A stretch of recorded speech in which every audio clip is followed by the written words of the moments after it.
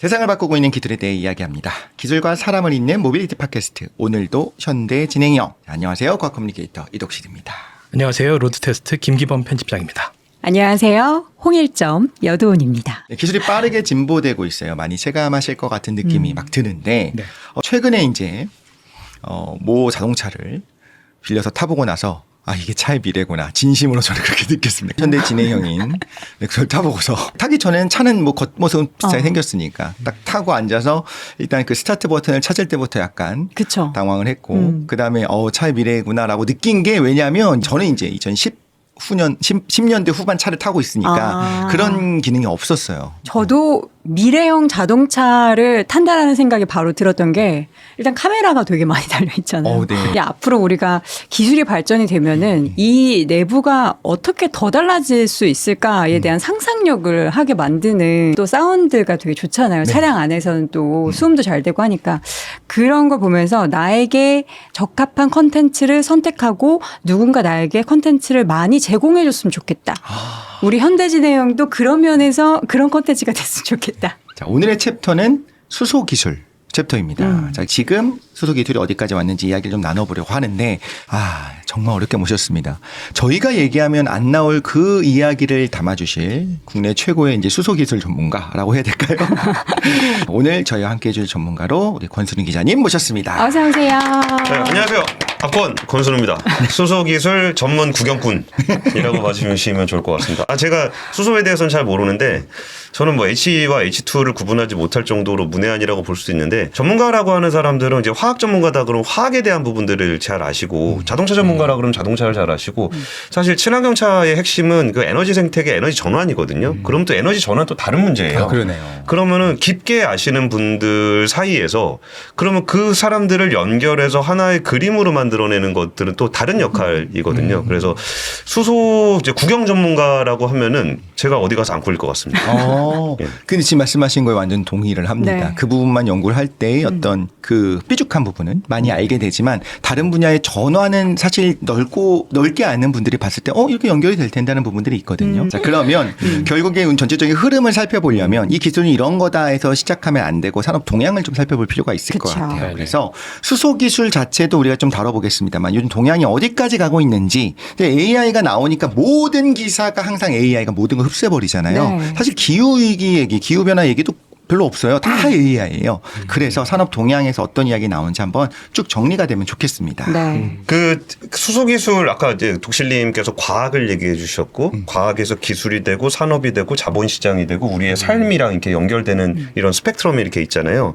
근데 저는 수소기술이라는 말을 그렇게 좋아하진 않아요. 에너지라는 거는 어디나 에너지는 있고 만들어낼 수 있는데 얼마나 경제성 있게 만들어낼 수 있느냐가 첫 번째 과제가 되는 거고 두 번째 과제는 이제 탄소 배출을 얼마나 저감할 수 있느냐에 대한 이야기예요.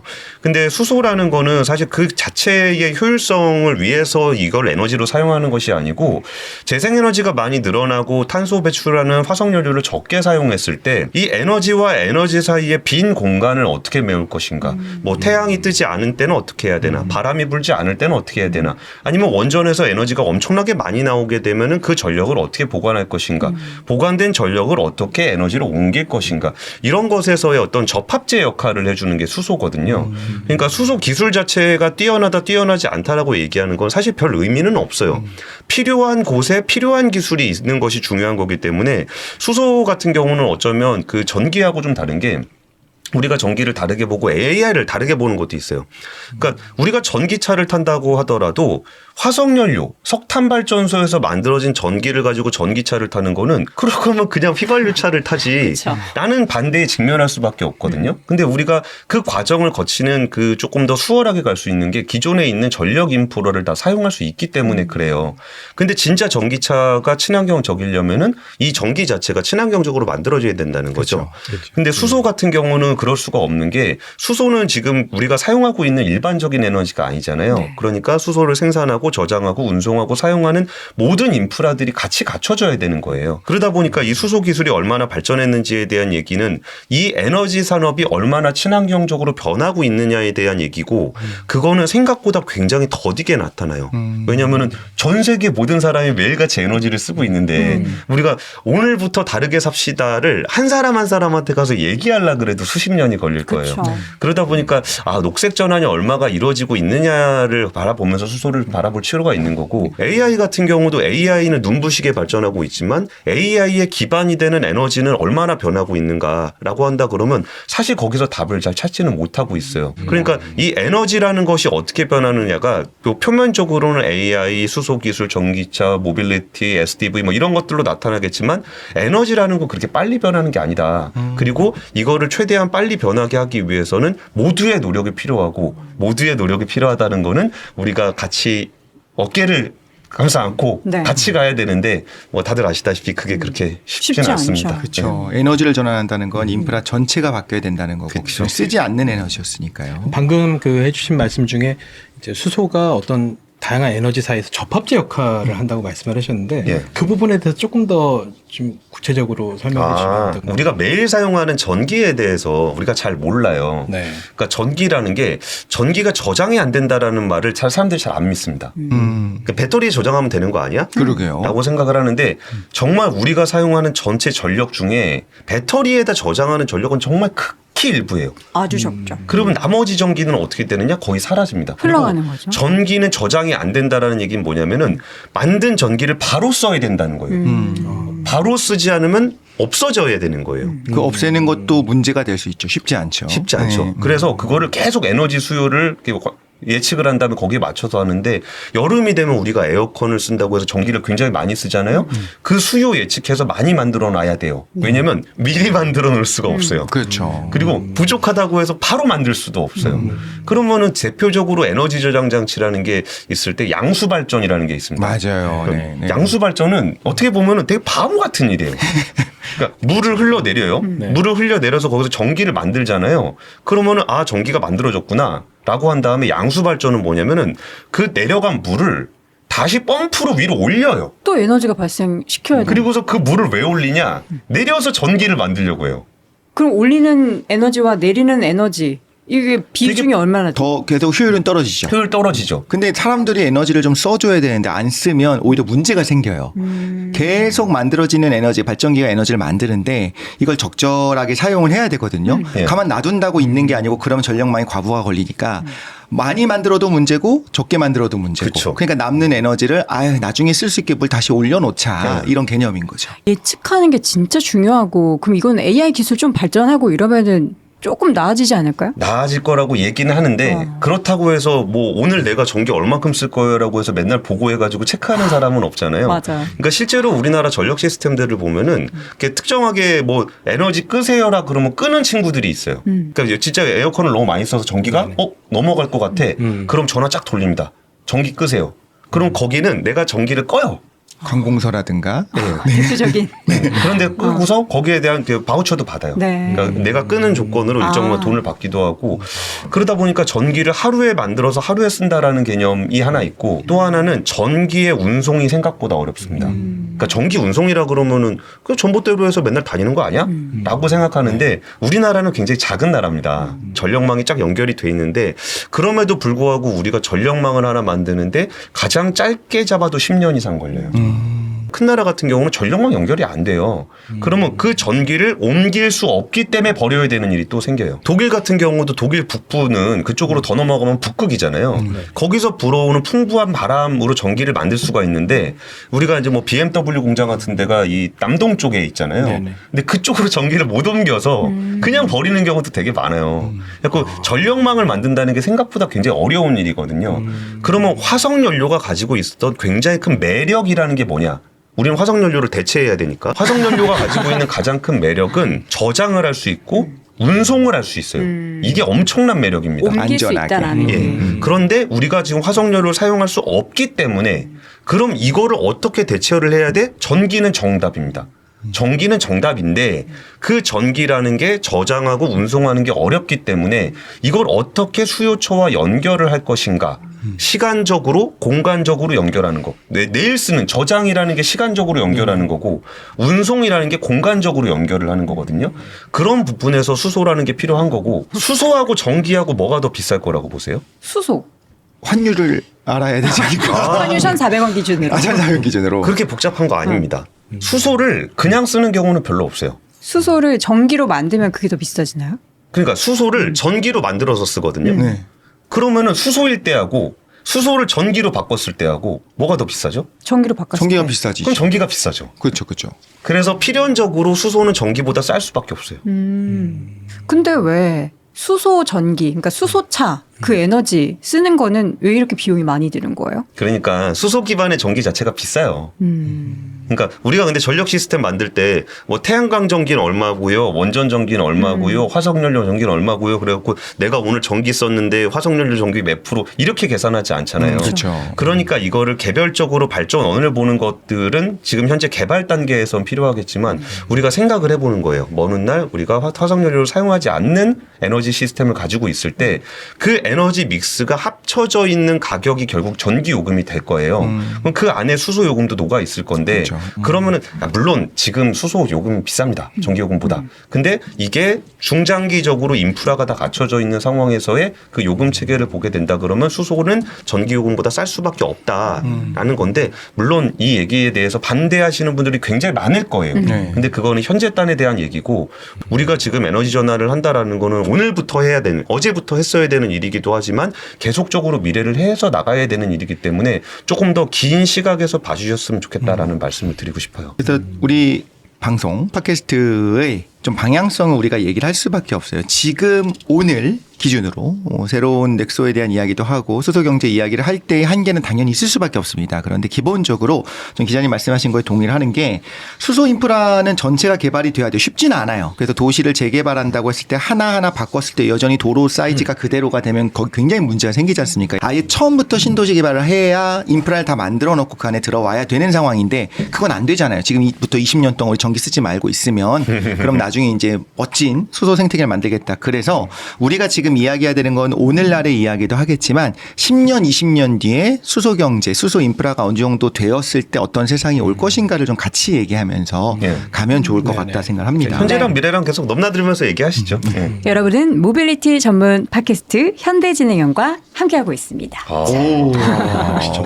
근데 저는 제목이 너무 좋은 것 같아요. 현대진행형. 현대진행형이 현대가 현대차의 현대기도 하지만 네. 지금을 얘기하는 현대기도 오, 하잖아요. 현대차 현대기도 하군요. 그리고서 미래로 가는 과정이라는 측면에서의 네. 진행형. 현대진행형. 그런 굉장히 제목을 잘 지으신 것 같습니다. 자, 그런데 우리 또 돈 되는 기술 이야기 들어야 되지 네. 않습니까? 결국엔 어느 기업, 어느 그쵸. 기업에 투자해야 되는 이런 거 얘기할 때도 이런 부분 중요하거든요. 맞아요. 우리가 수소 기술을 이제 현대처럼 열심히 네네. 연구 개발하고 이게 지금 우리가 돈 안 되고 너무 힘들어도 꿋꿋하게 밀고 나가는 기업이 있고 그렇지 않은 기업들도 있잖아요.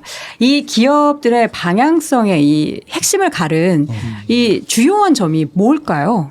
그러니까요. 지금 저도 좀 지난번에 놀란 게 네. 원천 기술 중에 또 하나가 프랑스에 가 있다는 얘기를 들었어요. 네, 네. 그래서 우리가 너무 잘하고 있고 이건 새로운 기술인 줄 알았는데 우리가 이게 하면 할수록 프랑스가 돈 버는 것도 있는데 거기 지금 개발도 안 한다는 거죠? 그렇죠. 네, 그것도 이름을 들어본 적 없었던 회사에서 차를 만들었다는 소식이 전에 들려오긴 했는데 이제 우리가 익히 알고 있는 뭐 프랑스의 르노라든지 이런 푸조라든지 그런 대기업에서 수소차를 딱 양산했다 이런 소식은 아직까지 못 들었어요. 네, 못 들었죠. 그런 저는 거 그게 보면 수소차가 발전하는데 좀 가장 큰 걸림돌 중에 하나라고 생각이 드는데요. 사실 넥소가 처음 나왔을 때만 하더라도 전기차가 좋으냐 수소차가 좋으냐를 가지고 싸우는 사람이 정말 많았습니다. 맞아요. 네. 근데 지금은 거의 없습니다. 다 전기차가 좋다고 얘기하지 수소차에 대해서 얘기하는 사람 자체가 거의 없어요. 그때는 왜 싸웠어요? 그러니까 왜냐하면 그때는 전기차도 처음 나오는 시점이었고 수소차도 처음 나오는 시점이었기 때문에 솔직히 이거는 대중적인 것도 있지만 전문가들이 이 시장이 대중화가 돼가지고 자금이 흐름이 돌기 전까지만 하더라도 정부의 지원을 받아야 돼요.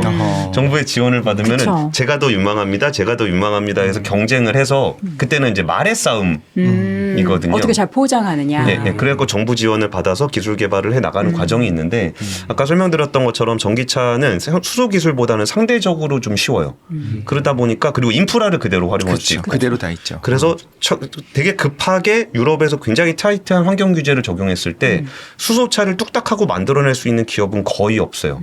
근데 전기차는 그냥 모터에다 배터리 달아서 바퀴 돌리면 되는 거 아니야라는 생각으로 굉장히 많은 회사들이 거기에 뛰어들었고 그러면 인력도 들어가죠. 자본도 들어가죠. 다양한 사람들도 들어가죠. 여기에 뭐 브랜드, 판매, 마케팅 이런 것들이 쫙 깔리기 시작하면서 생각보다 굉장히 빨리 발전을 했어요. 근데 연료전지 기술 같은 경우는 이미 인프라도 없는 상황에서 여기에 사람도 많이 부족하고 그러다 보니까 여기에 대해서 좀 그 기술 발전 속도도 그만큼 자본 투입이 이루어져야 되는데 그런 부분들에서는 조금 더딘 측면이 좀 있죠. 그러다 보니까 전기차는 생각보다 좀 많이 발전을 했는데 수소차는 아직까지도 저는 기술적인 완성도가 100%에 도달했다라고 보지는 않아요. 더 갈 여지가 더 많기 때문에 현재를 가지고 비교를 했을 때는 당연히 부족한 면이 있겠지만 그게 물리적인 한계, 그러니까 과학적인 한계까지 이론적인 한계에 도달하진 않았기 때문에 현재를 가지고 평가하기는 조금 봐줘야 될 필요가 있지 않겠나 그런 게 있습니다. 전환한다는 게 이렇게 어려운 것 같아요. 특히나 기존의 안정성이 검증되어 있는 굉장히 이제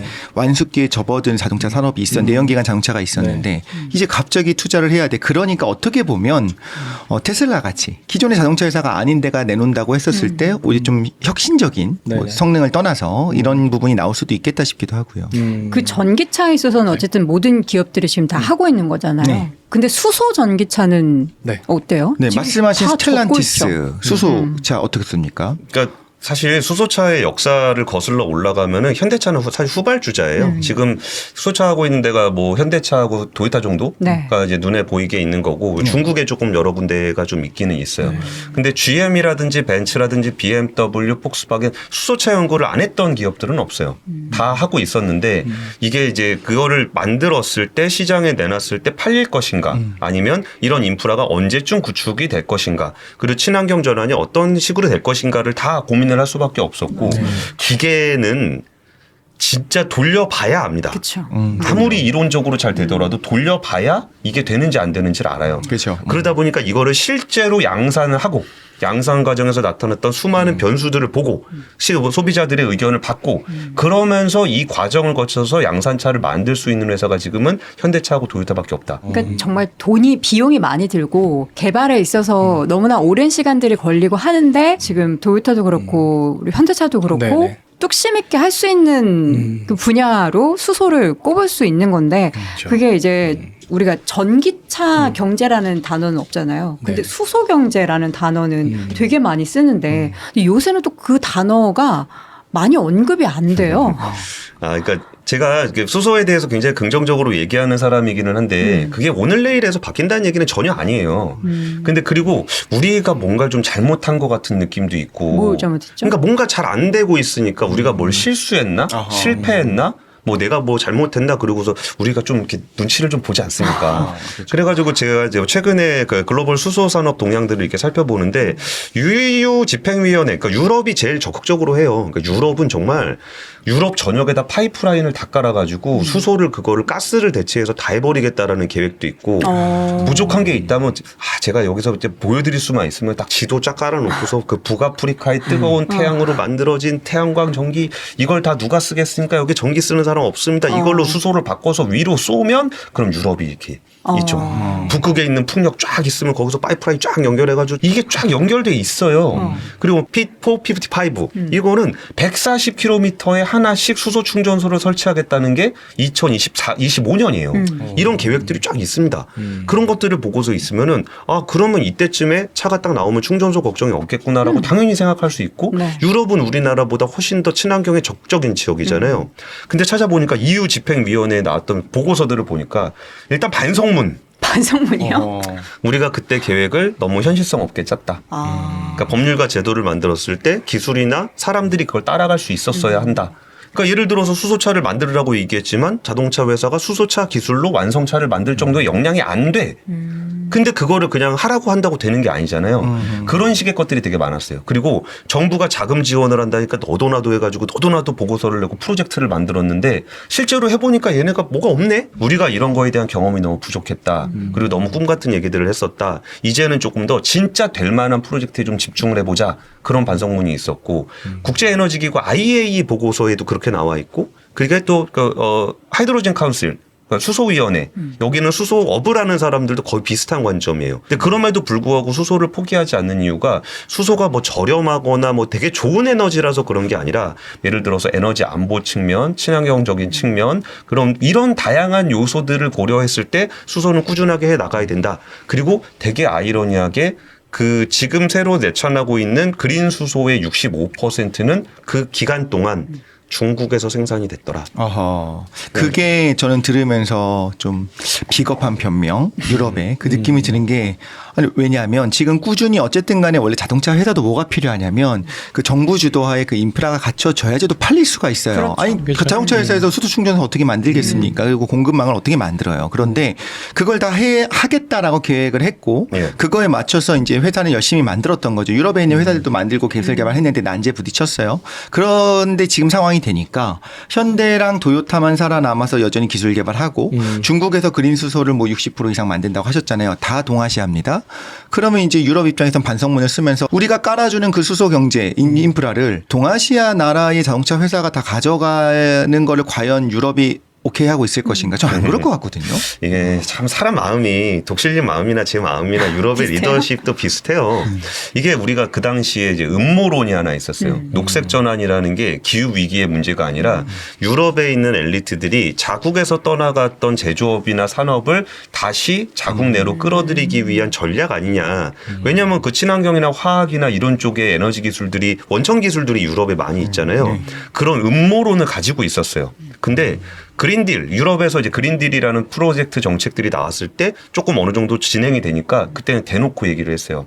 아, 우리 떠나갔던 그런 정책들이 유럽으로 돌아올 것이고 그린 산업은 녹색의 신성장 동력이 될 것이다. 유럽에서 떠났던 화학 산업, 철강 산업 이제 유럽 안으로 돌아올 것이다. 라고 선언을 하면서 그린딜을 굉장히 드라이브를 걸었습니다.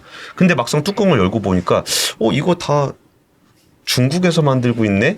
라고 하면서 정치적으로 좀 위험해진 거예요. 그렇죠. 이걸 키우면 중국만 더 키워주는 셈이 되는 느낌이 있죠. 이제는. 그러니까 우리 쪽에 일자리가 생긴다며 우리가 돈을 번다며 라고 해서 시작을 했는데 생각보다 우리의 제조업 생태계가 생각보다 약했네.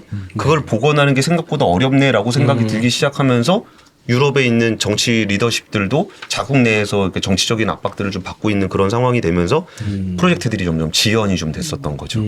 이러저러한 이유로 네. 지금 뭐 수소 경제라는 단어는 선뜻 기업에서 이제 꺼내서 무언가 하기에는 지금 어려운 그런 상황이다라는 것을 우리가 네. 인지할 수 있을 것 같습니다. 그 가운데 있어서도 해내고 있는 기업들은 진짜 대단하다고 저는 그렇죠. 기업 입장에서 지금 돈을 아직 못 버는 쪽이더라도 저는 박수를 일단 쳐주고 싶습니다. 이거 하나만 딱 말씀해 주면 좋겠어요. 어쨌든 50년이 지났을 때 어떤 사회적으로 그때쯤 되면 전환은 될 거고 그때 뭐가 더 필요하다. 네. 그때 이런 선택을 했어야 됐다고 한다면 여전히 수소는 굉장히 경쟁력이 있다고 생각하시는 거죠.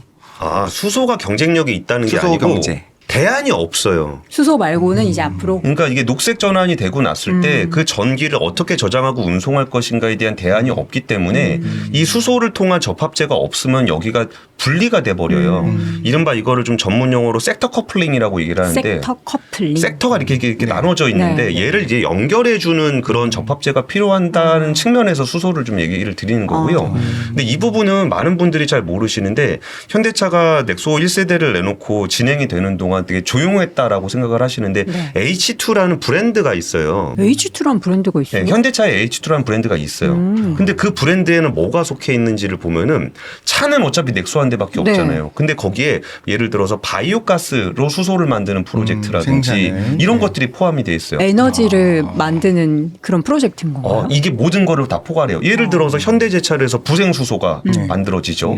만들어진 수소를 현대글로비스가 운송을 하고 그리고 현대차에 어떤 투자가 돼 있는 여러 회사들이 거기서 충전소를 만들고 네.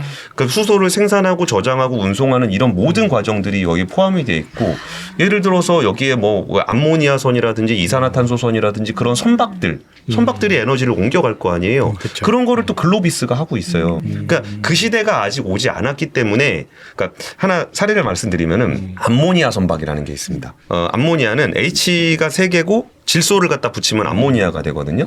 근데 수소 같은 경우는 이게 좀 그 다루기가 좀 어려워요. 근데 거기다가 N을 붙여가지고 암모니아를 만들면 기존에 있는 화학 제품들하고 비슷한 성향을 보여요. 비슷한 성향이라면은 그러니까 예를 들어서 보관을 하거나 네. 운송을 할 때 그 용기를 쓸 수 있어요. 수소는 되게 안 좋은 게 액화도 잘 안 되고 그리고 막 용기가 스스로 흡수하거든요. 근데 그렇기 때문에 까다로운데 NH3가 되면 기존에 있는 거를 크게 이제 바꾸지 않아요. 그렇죠. 기존 인프라를 사용할 수 있어요. 그리고 최근에 이게 조선 관련한 기사들을 보시면은 네. 글로벌하게 암모니아 선박이 발주가 됐다는 맞아요. 표현들이 나오거든요. 네. 네네. 근데 그러니까 이게 암모니아라는 거는 결국은 수소의 운반체로서 그 시장이 굉장히 커요. 거예요. 근데 우리가 일반적으로 암모니아 쓸 일은 비료 만들 때 정도 쓰는 거거든요. 그 선박을 왜 지금 주문을 할까? 저는 그게 너무 궁금해서 조선 쪽에다 물어보니까 네. 그 암모니아 선박을 주문을 하면은 그 암모니아가 지금은 운송될 일이 별로 없지만 지금 이른바 PC선이라 그래서 화학 제품들을 운반하는 선박이 있거든요. 네. 네. 암모니아 선박을 사서 화학 제품 운송선으로 쓰다가 그러니까 수소 운송의 시대가 오면 이걸로 대체를 하려고 암모니아 선박을 사는 거예요. 미래를 보고. 그렇죠. 와. 근데 대단하다. PC선이 암모니아를 담을 수는 없는데 암모니아 선박은 PC선을 담을 수가 있어요. 있다니까. 지금은 그러니까 용도대로 쓰고 나중에 이제 수소 경제가 다가오면은 그렇죠. 그걸 이제 바로 바꿔서 쓸 수 있으니까. 그렇죠. 그러다 보니까 H2라는 브랜드에는 자동차만 있는 것이 아니라 네. 수소 경제 전반에 대한 현대차가 갈 수 있는 다양한 계열사들의 프로젝트들이 그 안에 들어 있어요. 그래서 이런 부분들이 좀 낯설죠.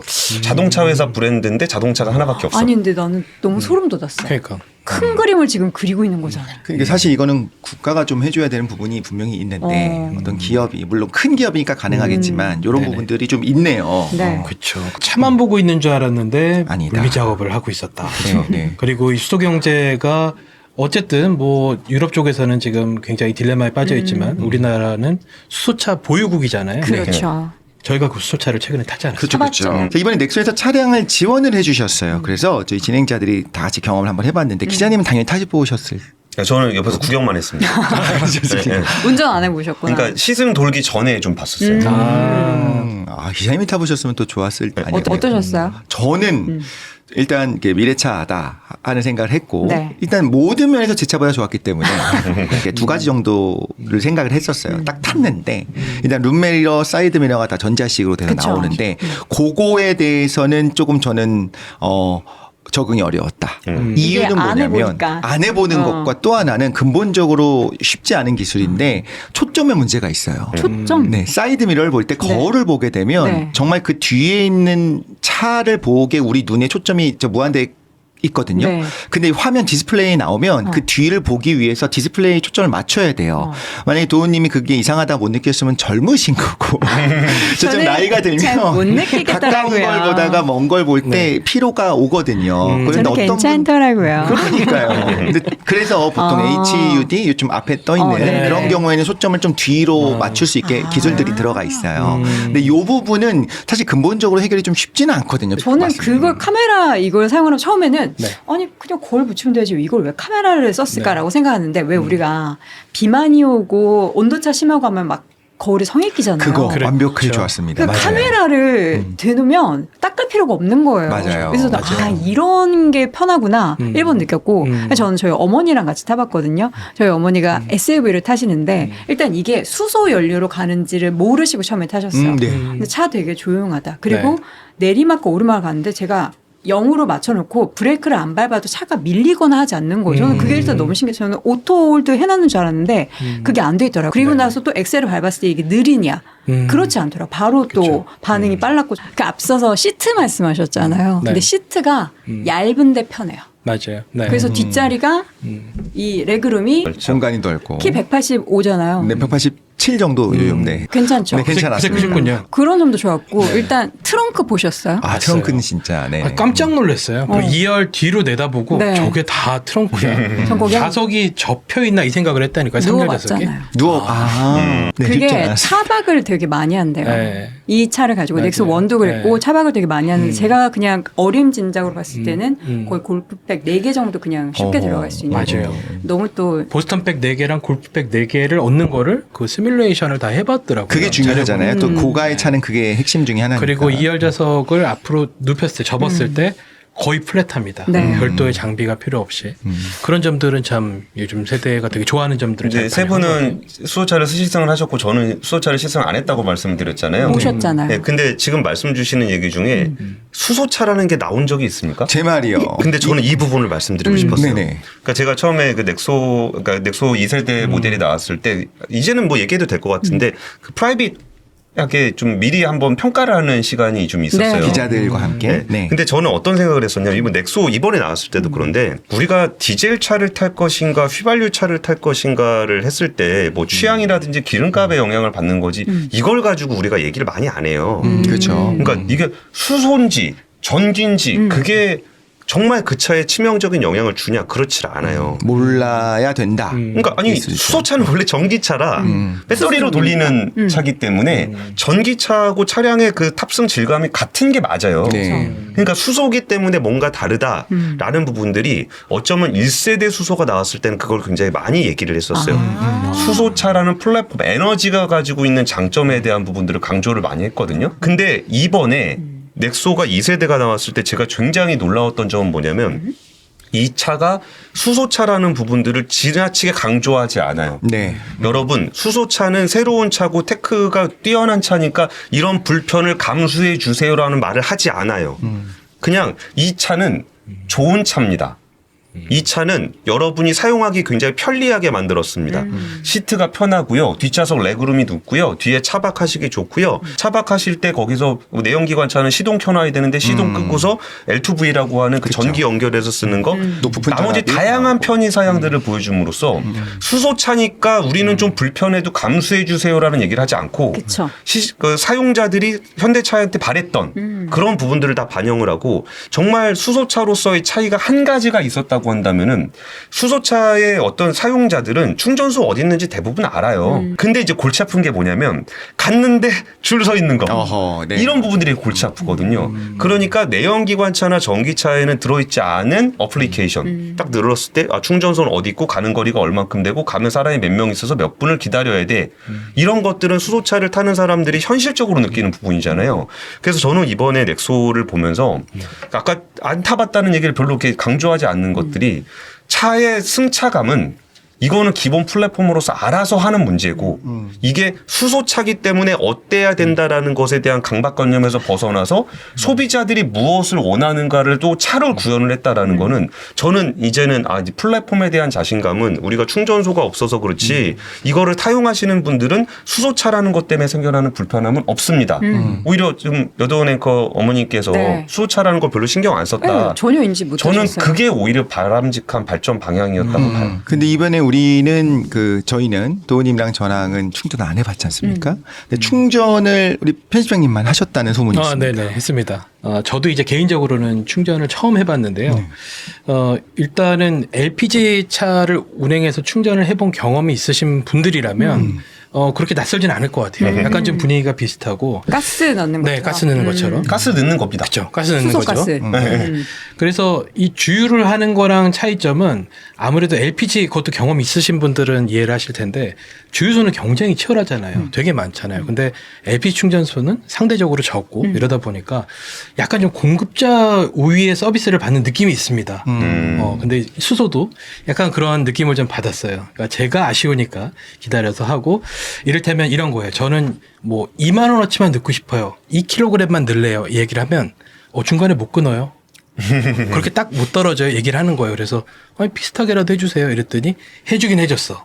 근데 이제 이런 가스다 보니까 주유처럼 딱딱 금액 세팅 이게 안 되고 근데 꼽고 뭐 들어가는 이 과정은 LPG랑 뭐 거의 차이를 모르겠어요. 그냥 뭐 누두두 소리가 좀 나긴 하는데 시간 확실히 전기차보다는 충전 시간보다는 짧고 네. LPG를 안 타보시면 모르겠구나. 그리고 셀프가 안 되잖아요. LPG 셀프가 안 되죠. 됩니다. 그리고 뭐 집밥도 안 되죠. 네. 수소는. 네. 그 차이가 있긴 한데 사실은 찾아보면은 생각보다 많다는 걸 알았어요. 네. 지도 띄워보니까 지난 7월 기준으로 국내에 275개소가 있다고 하고 이 충전기로 보면은 430기가 있다고 합니다. 그래서 한 번 충전에 상속거리가 있기 때문에 동선 짜는데 크게 어렵지는 않을 것 같다는 생각 들었어요. 그게 또 다 넥소에 뜨잖아요. 그때 그렇죠. 네네. 근데 거기서도 좀 아기자기하게 기술 발전들이 좀 있었던 게 처음에 충전소를 이렇게 만들었을 때 네. 이게 그 고압 가스다 보니까 압력이 높으면 온도가 낮잖아요. 네. 그래서 지금 막상 충전을 하니까 여기가 얼어버리는 거예요. 그리고 있구나. 그거를